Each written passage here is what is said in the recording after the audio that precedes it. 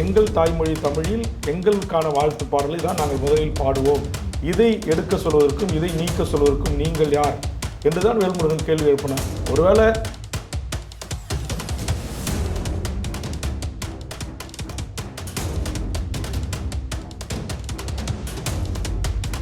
அதில் சில பேர் ஆளுங்கட்சி அல்லது கூட்டணி கட்சி அல்லது எதிர்கட்சி என்பதற்கான அவர்கள் பட்டும் படாமல் கருத்து சொல்லுவாங்க. தவறு செய்திருப்பவர்கள் யாராக இருந்தாலும், அவர் எந்த கட்சியினுடைய தொடர்புடையவர்களாக இருந்தாலும் கண்டிப்பாக அவர்கள் சட்டத்தின் முன் நிறுத்தப்பட வேண்டும். உளவுத்துறை நினைத்தா, இன்னைக்கு இந்திய அரசு நினைத்தா, தமிழ்நாடு அரசு நினைத்தா, இன்னைக்கு அடுத்த ஒரு சில மணி நேரங்களில்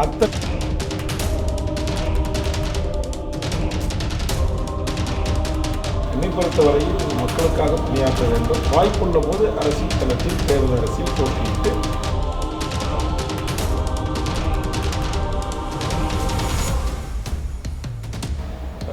இந்த மாதிரி என்னால் இந்த ஒத்தை சீட்டை வைத்துக்கொண்டு என்ன செய்தேன் என்பது 2001 இன்று வரை அடுக்கடுக்கான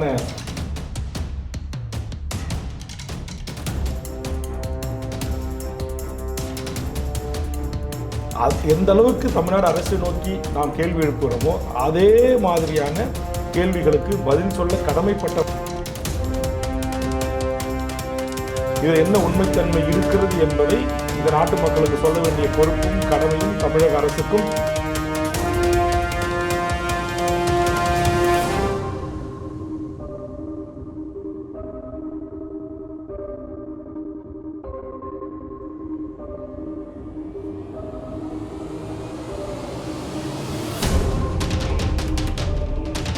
எங்கள் தாய்மொழி தமிழில் எங்களுக்கான வாழ்த்து பாடலை தான் நாங்கள் முதலில் பாடுவோம்.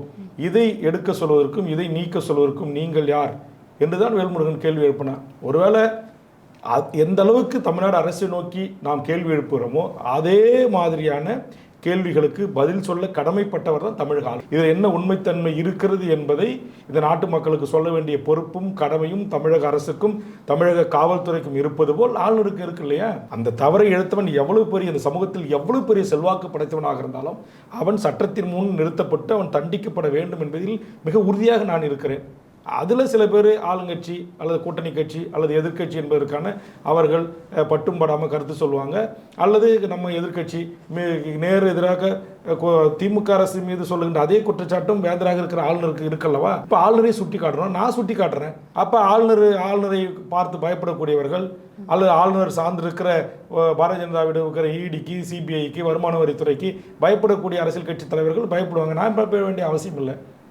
நான் ஏன் பயப்படணும்? எனக்கு என்ன மடியில் கணம் இருக்குது? ஆக என்னை பொறுத்த வரையில் நான் ஒவ்வொரு முறையும் ஆளுநர் செய்கின்ற தவறுகளை சுட்டி காட்டிருக்கிறேன். தவறு செய்திருப்பவர்கள் யாராக இருந்தாலும், அவர் எந்த கட்சியினுடைய தொடர்புடையவர்களாக இருந்தாலும் கண்டிப்பாக அவர்கள் சட்டத்தின் முன் நிறுத்தப்பட வேண்டும் என்பதில் மாற்று கருத்து இல்லை. தமிழ்நாடு காவல்துறை சென்னை மாநகர ஆணையர் அவர்கள் இன்னைக்கு செல்போன் கைப்பற்றப்பட்டுன்னு சொல்கிறாருல்ல, நீங்கள் ஃப்ளைட் மூடுக்கு போச்சா இல்லையான்றது ஊடக பத்திரிகையாளர்களுடைய கான்ஃபரன்ஸ் நடத்தி நீங்கள் அதில் சொல்லுங்கள், ஆதாரப்பூர்வமாக ஸ்கிரிப்ட் போட்டு காட்டுங்க. ஒரு மாதமாக அவருடைய கால் ஹிஸ்ட்ரி எடுங்க. யாராருக்கிட்டேருந்து அவருக்கு ஃபோன் வந்திருக்கு, யாராருக்கிட்டேருந்து இவர்கிட்டேருந்து யாராருக்கு போயிருக்கு, எது மிஸ்டு கால் இருக்குது, என்னென்ன குறுஞ்செய்திகள் பரிமாறப்பட்டிருக்கு, என்னென்ன வாட்ஸ்அப் செய்தி எல்லாமே இன்றைக்கி உளவுத்துறை நினைத்தா, இன்றைக்கி இந்திய அரசு நினைத்தா, தமிழ்நாடு அரசு நினைத்தா, இன்றைக்கி அடுத்த ஒரு சில மணி நேரங்களில் அத்தனை டேட்டாஸையும் கொண்டு வந்து பொதுமக்கள் மத்தியில் பார்வைக்கு வைக்கலாம், பத்திரிகை ஊடக நண்பர்கள் முன் வைக்கலாம். சரி, குறைந்தபட்சம் அது கோர்ட்டு நீதிமன்றத்தில் இருக்குது. இன்றைக்கி உயர்நீதிமன்றம் தலையிட்டு இன்றைக்கு 3 IPS பெண் அதிகாரிகள் நியமித்திருக்கு. அதுக்கென்று ஒரு இன்வெஸ்டிகேஷன் டீம் அமைக்கப்பட்டிருக்கு, குழு அமைக்கப்பட்டிருக்குது, விசாரணை ஆணையம் அமைக்கப்பட்டிருக்கு. அதனால் அவர்கள்கிட்ட தான் நாங்கள் கொடுக்க முடியும்னு சொன்னால் அவங்ககிட்ட கொடுங்க. உயர்நீதிமன்றத்துக்கு நீங்கள் சீரிடப்பட்ட ஒரு கோப்பா கொடுங்க. உயர்நீதிமன்றம் அப்போ அதெல்லாம் ஆய்வுக்கு உட்படுத்தப்பட்டு இப்போ இதில் யார் சம்மந்தப்பட்டிருக்காங்களோ அவங்களையும் காவல்துறை பிடிங்கன்னு உத்தரவிடட்டும். இப்போ இதைத்தானே வேல்முருகன் சொல்கிறேன். இப்போ இதை எல்லாமே இங்கே என்ன பெரிய ஒரு பிரச்சனைனா, இங்கே எந்த ஒரு பிரச்சனைகளையும் முழுசாக இன்றைக்கி கூட பார்த்தீங்கன்னா சட்டமன்றத்தில் என்ன நடந்ததுன்னே தெரியாமல் அறவேக்காட்டுத்தனமாக இன்றைக்கி சில யூடியூபர்கள், ஒரு சில கட்சி ஆதரிக்கக்கூடிய அல்லது ஒரு கட்சிகளுக்கு சொம்பு தூக்கி நிற்கிற யூடியூபர்ஸ் வேல்முருகன் திசை மாற்றினார், தமிழ்நாடு அரசு பொறுப்பேற்க வேண்டியதை ஆளுநர் முழு பொறுப்பேற்க வேண்டும் என்று சட்டமன்றத்தில் முழக்கமிட்டார் அப்படின்னு சொல்கிறாங்க. முழுக்க அது பொய்யான தகவல். எங்கேயாவது அப்படி நான் முழக்கமிட்டது ஒரே ஒரு வீடியோ காட்சி ஒரு குரலோட எங்கேயாச்சும் ஒன்று வெளியே காட்ட சொல்ல முடியுமா? அப்போ செய்திகளையும் முழுமையாக வருவதற்குள்ளாக முந்திரி கொட்ட மாரி உடனே ஒரு யூடியூப் இருக்குது இல்லை ஒரு செல்ஃபோன் இருக்குன்னு உடனே உட்காந்து பேசுறது. வேல்முருகன் ஆளுநருக்கு ஆதரவாக அப்படின்னு ஒரு யூடியூப்பு, ஒரு ட்ரிப்பு ஆளுநருக்கு எதிராக வேல்முருகன் பேசினார் என்பது. வேல்முருகன் இங்கே ஆதரவாகவும் இல்லை, எதிராகவும் இல்லை. என் மக்கள் பக்கம் நான் நிற்கிறேன். என்னுடைய சகோதரி பாதிக்கப்பட்டிருக்கிறார். அவருக்கு ஏற்பட்டிருக்கிற அநீதிக்கு நீதி கோரல் இடத்தில் வேல்முருகன் இருக்கிறான். அதனால் ஃபஸ்ட்டு பத்திரிகை ஊடகங்கள், மீடியாக்கள், யூடியூபர்கள் அங்கே என்ன நடந்திருக்கு, என்ன ஒரு யாரோ அவசர கதியில் ஒரு செய்தியை உள்ளே இருந்துக்கிட்டு ஒருத்தர் வெளியே சொல்கிறாருன்னு வச்சுங்க, சட்டமன்றம் நடந்துக்கிட்டே இருக்குது, அங்கே முழுசாக வெளிவரதுக்கு முன்பே தான் இந்த செய்தியை முந்தி தரணும் அப்படின்னு நினைக்கக்கூடிய யூடியூபர்கள் தவறான தகவலை எல்லாம் பதிவு செஞ்சுருக்காங்க. நான் கூட வரும்போது இப்போ பார்த்துட்டு வந்தேன். அதெல்லாம் ஆனால் ஆக்சுவலாக நீங்கள் எழுப்பின முழக்கங்கள் அந்த தேசிய கீதத்துக்கான ஆளுநரோட கோரிக்கை சம்பந்தமாக. நீங்கள் வந்து தேசிய கீதம் ஏன் முதல்ல பண்ணணும்னு சொன்னீங்க ஆளுநரை? இது ஏன் தமிழ்நாடு, ஏன் மக்களால் தேர்ந்தெடுக்கப்பட்ட தமிழ்நாடு சட்டமன்றம் அப்படின்றத நான் கிளியராக அங்கே பேசியிருக்கிறேன். அதேமாதிரி தமிழ்நாடு அரசு பொறுப்பேற்பது போல், தமிழ்நாடு காவல்துறைக்கு பொறுப்பு இருப்பது போல், வேந்தராகிய ஆளுநராகிய உங்களுக்கும் இதில் பொறுப்பு இருக்குது அப்படின்றது தான் நாங்கள் முழக்கமாக முன் வச்சுருக்கேன். இதையெல்லாம் கேட்டு தெரிஞ்சிக்காம, அல்லது அங்கே உள்ள சட்டமன்றத்தை கவர் பண்ண பத்திரிகை நண்பர்களை கேட்டு வேல்முருகன் என்ன மாதிரி அங்கே சொன்னார், அல்லது வெளியே வந்து பத்திரிகையாளர்கிட்ட மிக தெளிவாக நான் சொல்லியிருக்கேன். அது பல்வேறு தொலைக்காட்சிகள் நேரடியாக ஒளிபரப்பு பண்ணியிருக்காங்க. இதையெல்லாம் தெரியாமையே அவசர கதியில் வேல்முருகன் மீது ஏதாவது அவதூறு சொல்லணும், வேல்முருகன் ஆளுங்கட்சிக்கு ஒரு சால்ரா, திமுக உறுப்பினர்களே அமைதியாக இருக்கிறார்கள், திமுக அமைச்சர்களே அமைதியாக இருக்கிறார்கள், ஆனால் வேல்முருகனை தூண்டிவிட்டு ஆளுநருக்கு எதிராக முழக்கம் போட வைத்த வேல்முருகனை எந்த கொம்மனும் தூண்டிவிட முடியாது. வேல்முருகன் என்பவன் எவன் தவறு செய்தாலும், எவர் தவறு செய்தாலும் அவர்களை தோல் உரித்தி அக்கு வேற ஆணி வாரியாக சட்டமன்றத்தில் பிரித்து மேயக்கூடிய ஆற்றல் வாய்ந்தவன். அதற்கான தயாரிப்புகளோடு, அதற்கான புள்ளி விவரங்களோடு தான் வேல்முருகன் சட்டமன்றத்துக்கு போவான். அதனால் அறவைக்கட்டுத்தனமாக சில பேர் இன்னைக்கு வந்து தங்கள் கட்சியை தூக்கி நிறுத்தணும், தாங்கள் தான் ஒட்டுமொத்த இந்த நாட்டுக்கு குத்தகைதாரர்கள், அரசை எதிர்க்கக்கூடியவர்கள், ஆளுநரை எதிர்க்கக்கூடியவர்கள், அல்லது தவறை சுட்டி காட்டக்கூடியவர்கள், எங்கு தவறு நடந்தாலும் நாங்கள் தான் இதற்கு மக்கள் முன் கொண்டு வந்து நிறுத்தக்கூடியவர்கள் என்று பிதற்றிக் கொள்ளுகின்ற ஒரு சில பிஜேபியினுடைய வேலையே அதானே. இன்றைக்கி இந்திய முழுக்க மக்கள் சமூகங்கள் வெளியில் வந்து இந்த அரசுக்கு எதிராக ஏதாவது ஒரு மிக முக்கியமான பிரச்சனை எடுக்கின்ற போது திசை திருப்புவதிலேயே மிகப்பெரிய வல்லமை படுத்த ஒரு அகில இந்திய கட்சி பாரதிய ஜனதா. அதனுடைய ஒரு கிளைத் தலைவர் அவர் அது போன்ற செயல்களை தான் செய்வார். இதை வந்து நம்ம அவரிடத்தில் இதை தாண்டி நாம் வேறு எதுவும் மக்களுக்கான சமூக நீதிக்கான விஷயங்களில் நாம் எதிர்பார்க்க முடியாது. 7 கோடி மக்கள் தொகை கொண்ட ஒரு தமிழர் நிலத்தில் எல்லா மக்களுடைய பார்வையும், எல்லா மக்களுடைய சிந்தனையும் நேர்கொண்டு ஒரே பார்வையாக இருக்கும் என்று நாம் எதிர்பார்க்க முடியாது. ஆனால் நாம் நமது கடமையை, நமது பணியை அடுத்தடுத்த நம்முடைய தலைமுறைக்கு செய்ய வேண்டியதை நாம் செய்ய வேண்டும்.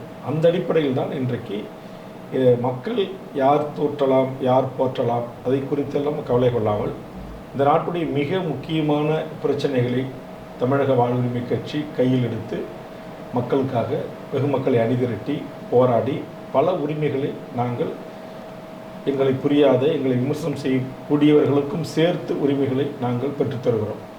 அதில் ஒரு உதாரணம் தான் கடந்த அதிமுக ஆட்சியில் போடப்பட்ட தமிழ்நாட்டின் வேலைவாய்ப்பு உரிமை.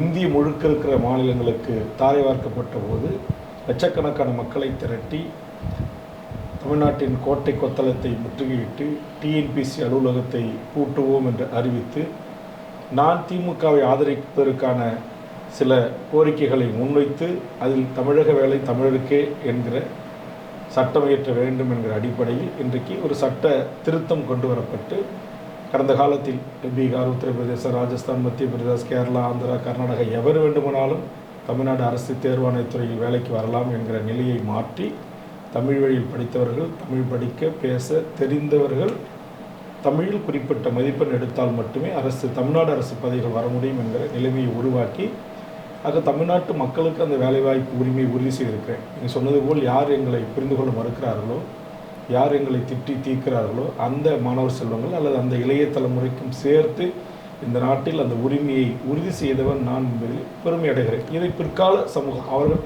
இப்போது இளம் வயதாக இருப்பாங்க, இல்லை சினிமா முகத்தில் இருப்பாங்க, இல்லை அரசியல் வேறு கட்சியிலிருந்து அந்த கண் கொண்டு நம்மளை பார்ப்பார்கள். ஆனால் இதனுடைய பயனை அவர்கள் அனுபவிக்கின்ற போது இப்படி ஒரு சட்டம் இருந்தது, இங்கே எல்லா நிலைகளிலும் எல்லாரும் வந்து அமரலாம் என்கிற சூழலை மாற்றி இந்த மண்ணின் மக்களாக இருக்கிற தமிழ்நாட்டை தாயகமாக கொண்ட தமிழர்களுக்கு இந்த வேலை வாய்ப்பை உறுதி செய்கின்ற இதிலிருந்து இங்கு பல்வேறு பிரச்சனைகளை என்னால் சொல்ல முடியும். கொக்கோ கோலா தண்ணீரை, பெப்சி கோக் நிறுவனம், மராண்டா ஃபேண்டா நிறுவனம், கொஞ்சம் தாமிரபரணி ஆற்றை பாதுகாப்பதற்கு நான் நடத்திய போராட்டங்களாக இருக்கலாம், ஹைட்ரோ கார்பன் மீத்தேனாக இருக்கலாம், அதானி துறைமுகம் அமைப்பதாக இருக்கலாம், பரந்தூர் விமான நிலையம் எதிர்ப்பு போராட்டமாக இருக்கலாம், என்எல்சியில் வீடு நிலம் கொடுத்த மக்களுக்கான வேலைவாய்ப்பு உரிமை போராட்டமாக இருக்கலாம், அங்கு கிட்டத்தட்ட 30 ஆண்டுகளாக ஒப்பந்த அடிப்படையிலே பணி செய்கின்ற தொழிலாளருடைய பிரச்சனைகளாக இருக்கலாம். கடந்த 14 ஆண்டுகளில் தமிழக வாழ்வுரிமை கட்சி தமிழ் சமூகத்தின் வாழ்வுரிமை சிக்கல்களில் தொடாத பிரச்சனைகளே இல்லை. ஒன்றிய அரசின் ஆதிக்க அரச பயங்கரவாத திட்டங்களாக இருக்கலாம், சட்டங்களாக இருக்கலாம், சிஏ, என்ஆர்சி, என்பிஆர் உள்ளிட்ட மோசமான சட்டங்களாக இருக்கலாம், காஷ்மீரை மாநில உரிமையை பறித்து இன்றைக்கு அவர்கள் அதை ஒரு 2 மாநிலமாக பிரித்து அந்த மக்களுக்கு வழங்கப்பட்ட உரிமையை ரத்து செய்தது இரவோடு இரவாக, அந்த பிரச்சனையாக இருக்கலாம். இப்படி இப்போ வந்து புதிய கல்விக் கொள்கை என்கிற பெயரில் மீண்டும் ஒரு குலக்கல்வி திட்டத்தை பூர்த்திய பிரச்சனையாக இருக்கலாம், நீட்டாக இருக்கலாம், நெட்டாக இருக்கலாம், ஜேஇ தேர்வாக இருக்கலாம். எந்த பிற்படுத்தப்பட்ட தாழ்த்தப்பட்ட ஒடுக்கப்பட்ட சிறுபான்மை மாணவர்கள் உயர்கல்வி பெற்றுவிடக்கூடாது என்று ஒன்றிய அரசு கங்கணம் கட்டி வேலை செய்கிறதோ அதற்கு எதிராக தமிழ்நாட்டில் விழிப்புணர்வு பரப்புரையாக இருக்கலாம், மாநாடுகளாக இருக்கலாம், போராட்டங்களாக இருக்கலாம். என்னை பொறுத்தவரையில் மக்களுக்காக பணியாற்ற வேண்டும். வாய்ப்புள்ள போது அரசியல் தளத்தில் தேர்தல் அரசியல் போட்டியிட்டு சட்டமன்றத்தில் சென்று மக்களுக்காக போராட வேண்டும் என்பதுதான் எங்களுடைய.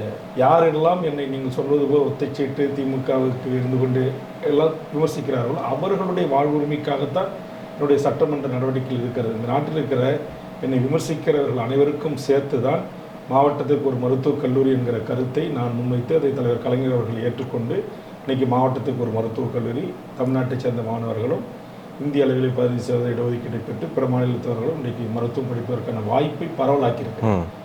இந்த ஒத்த சீட்டு வேல்முருகன் கடந்த காலங்களில் ஒரு மாவட்டத்திற்கு ஒரு அண்ணா பொறியியல் கல்லூரி வேண்டும் என்று பேசி அதை சாதித்து முதல் அண்ணா யூனிவர்சிட்டியை என்னுடைய பண்ருட்டி தொகுதியில் அமைத்து இன்றைக்கி பல்லாயிரக்கணக்கான மாணவர்கள் இன்றைக்கி பொறியியல் படித்து உலகளாவிய அளவில் பொருளாதாரம் ஈட்டக்கூடியவர்களாக இருக்கிறார்கள். இந்த ஒத்த சீட்டு வேல்முருகன் கடந்த கூட்டத்தொடரில் தொகுதிக்கு ஒரு கலை அறிவியல் கல்லூரி வேண்டும், அரசு இது கொள்கை முடிவாக எடுத்து அறிவிக்க வேண்டும் என்று வற்புறுத்தி கடந்த மாதம் என் தொகுதியில் இன்றைக்கு தொடங்கி முதலமைச்சர் அவர்கள் அறிவித்து தொடங்கி இன்றைக்கு நூற்றுக்கணக்கான மாணவர்கள் அந்த கல்வியை பயின்று கொண்டிருக்கிறார்கள். இதே ஒத்தச்சீட்டு வேல்முருகன் தான் தொழிலாளர் விரோத சட்டத்தை நான் கூட்டணியில் இருக்கிற திமுக அரசு கொண்டு வந்தபோது கூட அதை சட்டமன்றத்தில் எதிர்த்து அந்த சட்டத்தை இன்றைக்கு ரத்து செய்திருக்கிறேன். இது போன்ற அடுக்கடுக்காக என்னால் அடுக்க முடியும். மணல் குவாரிகளை அரசுரிமையாக்கியது, இன்றைக்கு பல குடும்பங்களின் தாய்மார்களின் தாலி அறுத்த லாட்ரி தடை சட்டம் கொண்டு வந்தது, தண்ணீருக்கு மிகப்பெரிய தட்டுப்பாடு பிற்காலத்தில் வரும் குடிநீருக்கு என்று மழைநீர் சேகரிப்பு திட்டம் என்பதை அரசு அனைத்து வீடுகளிலும் அலுவலகங்களில் நடைமுறைப்படுத்த வேண்டும் என்ற சட்டம் கொண்டு வந்தது. இதுபோன்று மணல் குவாரிகளை தனிநபர்கள் பெருமளவில் லாபம் சம்பாதித்ததை அது அரசுடைமையாக்கி அரசே மணலை விருப்பப்படுகிற பொதுமக்களுக்கு வழங்கலாம் என்கிற என்னுடைய ஆலோசனையின்பால் ஏற்றுக்கொண்ட சட்டங்கள். இந்த மாதிரி என்னால் இந்த ஒத்தைச்சீட்டை வைத்துக்கொண்டு என்ன செய்தேன் என்பது 2001 இன்று வரை அடுக்கடுக்கான மக்களுக்கான பணிகளை செய்திருக்கிறேன். அது அத்தனையும் சட்டமன்ற வரலாற்று பக்கங்களில் ரெண்டு பெரிய கட்சிகளிலும் மாபெரும் கூட்டணி அமைப்பதில் நாங்கள் இடம்பெற்றிருக்கிற திராவிட முன்னேற்ற கழகத்தினுடைய கூட்டணி வெற்றி கூட்டணியாக எந்த சலசலப்புமின்றி சலனமுமின்றி தொடர்கிறது. ஆனால் அதிமுக கூட்டணியில் ஏற்கனவே பாரதிய ஜனதா தலைமையில் இருந்த கட்சிகள் இன்றைக்கு ஓபிஎஸ், டிடிவி தினகரன் போன்றவர்கள் வெளியேறி இருக்கிறார்கள். அதிமுகவில் ஈரோடு மாவட்ட சேர்ந்த அனுபவம் வாய்ந்த மூத்த அமைச்சராக இருந்தவர் புரட்சித் தலைவர் எம்ஜிஆர், அம்மையார் ஜெயலலிதா அவர்களோடு நின்று களத்தில் பணியாற்றிய திரு செங்கோட்டையன் போன்றவர்கள் அதிமுகவிலிருந்து நீக்கப்பட்டிருக்கிறார்கள். அதனால் இன்றைக்கு எதிர் முகாமில் ஒரு மிகப்பெரிய சலசலப்பு நிகழ்கிறது. ஆனால் எங்கள் அணியில் அதுபோன்று எந்த சலசலப்பும் இல்லை. திமுக தலைமையிலான மதச்சார்பற்ற இந்த கூட்டணி வலுவாக தற்போது தேர்தலை நோக்கி பயணித்துக் கொண்டிருக்கிறது. பாரதிய ஜனதா இருக்கு என்பது நீங்களே சொல்றீங்க, இருக்கலாம் என்பதும் பல பத்திரிகை ஊடக நண்பர்கள் விவாதங்களிலே தெரிவிக்கிறார்கள். அதுபோன்று எனக்கும் பத்திரிகை ஊடகங்களின் செய்தியின் அடிப்படையில் பாரதிய ஜனதா கட்சி ஒன்றுபட்ட அதிமுகவாக இருக்க வேண்டும் என்று அதிமுகவின் பொதுச் செயலாளர் மாண்புமிகு எதிர்க்கட்சி தலைவர் அவர்களிடத்தில் வலியுறுத்தியதாகவும் அதற்கு எதிர்க்கட்சி தலைவர் உடன்படவில்லை என்கிற கருத்தும் மூத்த பத்திரிகையாளர்களால் தமிழ்நாட்டின் முன்னணி ஊடகங்களால் விமர்சனமாக வைக்கப்படுகிற செய்தியைத்தான் நானும் அறிந்திருக்கிறேன். மாண்புமிகு தமிழ்நாடு முதலமைச்சருடைய சுற்றுப்பயணத்தின் ஊடாக வெளிநாட்டின் முதலீட்டை ஈர்ப்பதற்கு அவர் மேற்கொண்ட அந்த சுற்றுப்பயணம் வெற்றி பெற்றிருக்கிறது. அதற்கு என்னுடைய வாழ்த்துக்களை தெரிவித்துக்கிறேன்.